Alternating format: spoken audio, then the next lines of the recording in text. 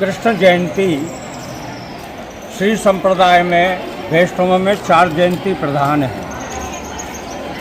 राम जयंती, नृसिंह जयंती, वामन जयंती और कृष्ण जयंती। कृष्ण जयंती में कल भगवान का त्रमंजन हुआ, महाभिषेक हुआ। पाद्यर्घ आश्वनी मधुपर्क सर्वौषधि महौषधि सुमंगली बीजाष्टक पंचगव्योदकेन पंचामृत से स्नान हुआ। गंधोदक सुगंधोदक इन सब चीज़ें, हरद्रोदक इन सब से स्नान होने के पश्चात में भगवान को आभूषण अलंकार पहनाए गए। पहनाने के बाद में महाआरती हुई। महाआरती की बाद में भगवान का प्रसाद। ये कल रात्रि में 12 बजे से शुरू हुआ था। आज दूसरे दिन नंदोत्सव मनाया जाता है, जो लट्ठा की मेला के नाम से प्रसिद्ध है। दोसाध के लोग आते हैं, भगवान बाहर पधारते हैं कदम वाहन पर मुरली गान करते हुए, और लट्ठे के मेले पर वो मल्ल पहलवान लोग ऊपर चढ़ते हैं और चढ़ने के बाद में बार बार फिसल जाते हैं, फिर ऊपर चढ़ते हैं। इस प्रकार से ये मेला संपन्न होता है।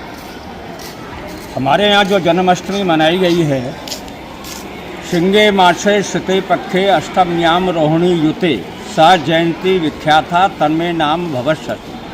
संग संक्रांति हो, कृष्ण पक्ष हो, अष्टमी तिथि हो, रोहिणी नक्षत्र हो, ऐसा योग बन जाता तो सर्वोत्तम होता है। लेकिन इस बार हमारे यहाँ नक्षत्र प्रधान है, नक्षत्र से ही राशि बनती है।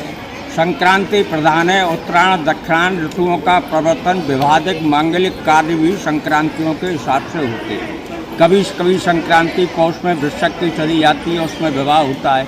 कुंभ की संक्रांति क्षेत्र में चली जाती है, उसमें विवाह होता है।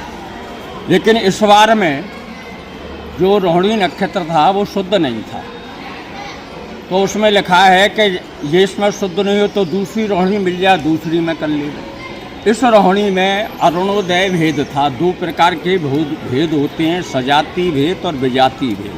तिथि से तिथि का भेद, नक्षत्र से नक्षत्र का भेद। दृग्गणित के पंचांग, चंद्रग्रहण के पंचांग जो थे उनमें सब में रोहिणी 56 गणी थी।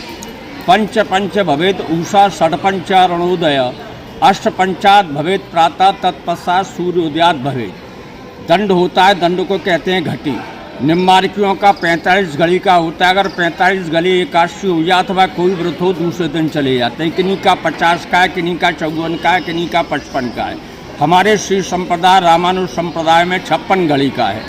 वो पंचांग में 56 घड़ी रोहिणी था, इसलिए उसमें भेद हो गया। भेद होने से वो रोहिणी दूषित हो गई।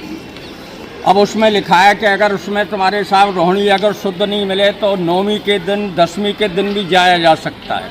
अष्टम्याम्या नवम्याम्या दशम्याम यद रोहिणी स जयंती विख्याता तन्मे नाम भविष्यति।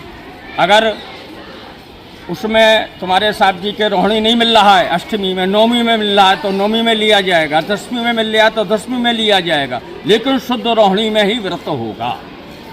इससे पिछली बार में जो आगे पंचांग में देखा तो रोहिणी नक्षत्र का सप्तमी के दिन था, तो लिखा है तिथि पूर्वगते तारा तारामेव परत्यजेत, और तिथि परगते तारा तारामेव परग्रहेत।